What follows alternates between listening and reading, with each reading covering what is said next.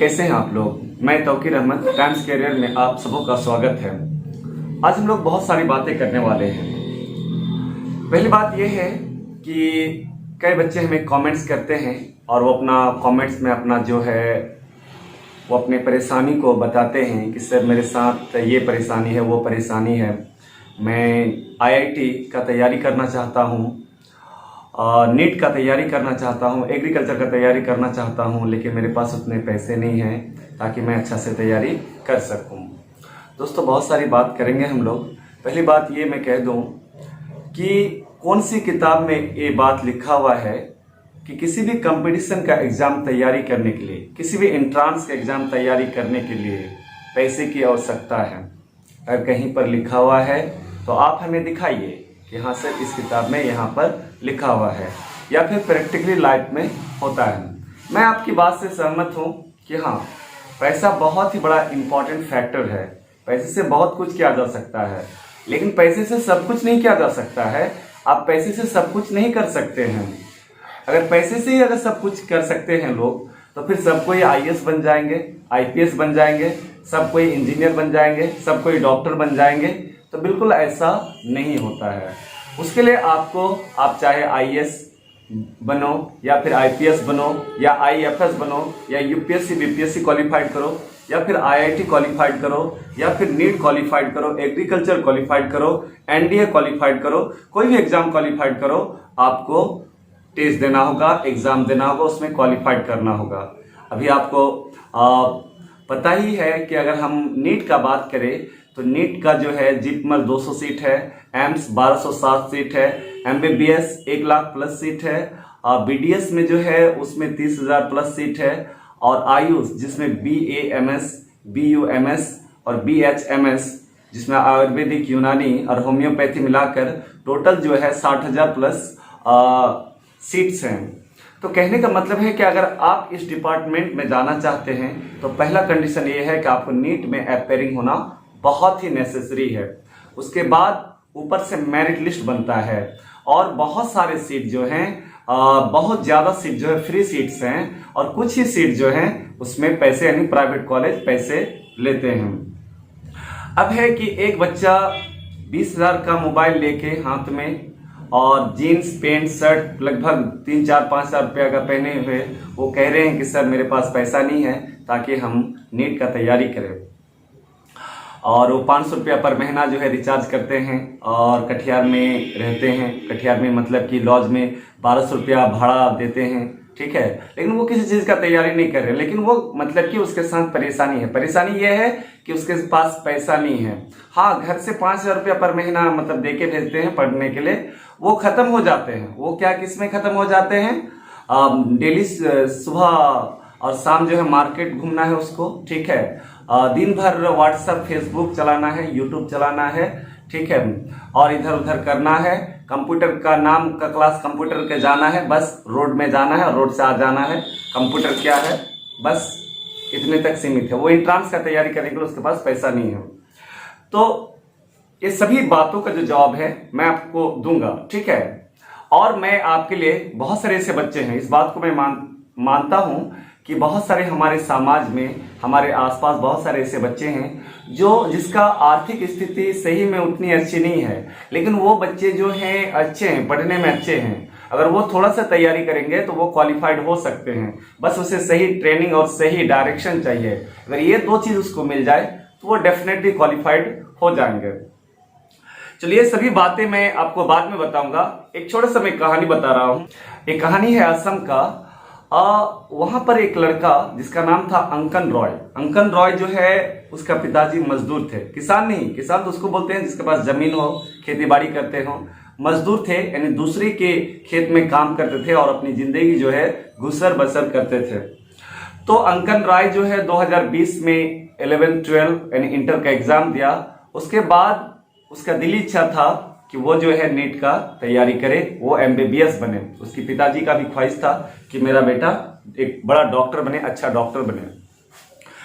उसके बाद उसका पिताजी जो है एक इंस्टीट्यूट चला जाते हैं और उस इंस्टीट्यूट का नाम है अजमल फाउंडेशन। अजमल फाउंडेशन जाने के बाद वो वहाँ के जो डायरेक्टर हैं, प्रिंसिपल हैं, उससे मिलते हैं और वहाँ का जो 1 साल का कोर्स फी है वो 60,000 है।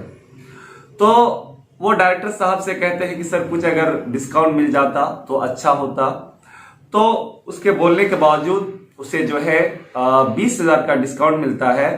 और वन टाइम उसी समय जो है उसके पिताजी यानी अंकन रॉय का जो पिताजी हैं वो 40,000 रुपया पेड कर देते हैं अजमल फाउंडेशन में। उसके बाद उसके बेटा ट्रेनिंग लेने लगते हैं, वो कंटिन्यू पढ़ने लगते हैं। उसके बाद जैसे ही आप लोग को मालूम है कि 2020 जो है कितना पेंडेमिक और कोरोना से सब कोई पीड़ित थे। उसके बाद 2020 में वो नीट में अपेयरिंग होते हैं और अपेयरिंग होने के बाद घर आ जाते हैं और फिर जो है अपने पिताजी का हाथ बटाने लगते हैं। एक्चुअल में वो जो पैसा 40,000 रुपया दिया उस अजमल फाउंडेशन में, तो वो उसके पिताजी किसी से हैंड लोन लिए थे, यानी लोन लेके वहां पर दिए थे। उसके बाद वो घर आ जाते हैं और अपने पिताजी के साथ मजदूरी करने लगते हैं, धान काटने लगते हैं, मकई काटने लगते हैं, गेहूं काटने लगते हैं और पिताजी का साथ देने लगते हैं। जैसे ही रिजल्ट आता है उस बच्चे को फ्री वाला सीट मिलता है। 16 lakh student, 15, 16, 17 lakh student appearing होते हैं और उसमें जो है वो फ्री वाला सीट, यानी 1 रुपया भी उसको नहीं लगेगा MBBS करने में। इस बात को जब अजमल फाउंडेशन का जो CEO थे और फाउंडर थे बदरुद्दीन अजमल साहब को जब पता चलता है कि एक ऐसा लड़का था और उसने पता भी करवाया कि वो पैसा कहाँ से लिया, तो पता चला कि वो जो है हैंड लोन लिया था। लेकिन जब एडमिशन करने गया था तो वो अपनी परेशानी को नहीं बताया था कि सर हम जो है लोन लेके अपने बच्चे को पढ़ा रहे हैं, बल्कि ऐसी कोई बात नहीं बोला, बल्कि जो टीचर वहां पर इंस्टीट्यूट का फी था उसको वो दे दिया। ठीक है। उसके बाद जो वहाँ के CEO साहब थे उसने डायरेक्टर साहब को कहा, खसरुल इस्लाम साहब थे उसके डायरेक्टर, उसको कहा कि आप जो है जाइए और उस लड़के को जो है वो 40,000 रुपया वापस दे दीजिए, एक चेक दे दीजिए। ठीक है। और उसके बाद उस लड़का को सब कोई वहाँ के, एक्चुअली वो जो गांव थे बहुत ही बैकवर्ड थे, एक्चुअली सही से रोड भी नहीं था। जब वहाँ पर डायरेक्टर साहब पहुँचते हैं टीम के साथ तो देखता है कि वो लड़का जो है अपने पिताजी के साथ धान काट रहा था। ठीक है। डायरेक्टर साहब खेत जाते हैं और सब टीचर पूरा टीम खेत जाते हैं और उसको जो है उसके हाथ में जो है धान काटने वाला जो भी सामान था, औजार था, उसको लेके उसका पिताजी के हाथ में दे देता है और उस लड़के को एक जो है MBBS का यूनिफॉर्म पहनाता है। ठीक है। उसके बाद एक गले में स्टेथोस्कोप दे देता है और कहता है कि आज के बाद जो है, पिताजी को कहता है कि आज के बाद आपका बेटा जो है वो धान नहीं काटेंगे, बल्कि लोगों का इस हाथ से जो है, इस हाथ से धान नहीं काटेंगे बल्कि लोगों का जो है इलाज करेंगे। मैं ये सब इसीलिए बात आपको बता रहा हूं कि आप इस बात को देखें, समझें। मैं एक छोटा सा वीडियो क्लिप दिखाना चाहता हूं, उसके बाद आपसे मैं फिर से बात करना चाहता हूं। वो दूर जो लड़का सर पे रुमाल बांधे हुए टी शर्ट में जो काम कर रहा है, अगर मैं आप सबसे पूछूं कि वो लड़का क्या काम कर रहा है, जाहिर सी बात है सब कहेंगे वो खेती कर रहा है। लेकिन दोस्तों मैं ये वाजे कर दूं, ये आपको बता दूं, वो जिंदगी भर खेती नहीं करेगा। ये 5 साल के बाद में 2025 में वो कोई बड़े हॉस्पिटल में एज ए डॉक्टर वो कई सारे पेशेंट्स को इलाज करता रहेगा। वो डरते डरते अजमल फाउंडेशन पहुंचता है और कहता है कि मेरा बेटा पढ़ना चाहता है, मैं उसे डॉक्टर बनाना चाहता हूँ। नागांव में 11th 12th पास होने के बाद उसने नीट एग्जाम अपीयर हुआ था 2019 में, लेकिन कोई रैंक नहीं आया था। तो वो फिर किसी ने उसको अजमल फाउंडेशन का रास्ता दिखाया और तो अजमल फाउंडेशन को डरते डरते उसके पिताजी वहां पहुंचे और बोले कि मैं मेरे बेटे को डॉक्टर बनाना चाहता हूं और आपके पास ट्रेनिंग लेना चाहता हूं सुपर 40। उसका जो एनुअल फी होती है वो 60,000, तो उसके पिताजी ने डिस्काउंट मांगा तो उसको जो है डिस्काउंट 20,000 का मिला, तो 40,000 रुपीज देकर वो ट्रेनिंग लेने लगा। और बहुत अच्छी चीज मैं आपको ये बताना चाहता हूँ कि वो अपने घरेलू परेशानियां सब छुपाकर कोई चीज उसने अजमल सुपर 40 में बताई नहीं, बस उसको एडमिशन लेना था। ये बहुत इंपॉर्टेंट उसका डिसीजन था उस वक्त में। होजाई से बहुत दूर एक छोटे से गांव में डॉक्टर खसरुल इस्लाम साहब को मौलाना बदरुद्दीन अजमल साहब ने इशारा किया कि आप जाएं उसके गांव और वो 40,000 उसको लौटा दें।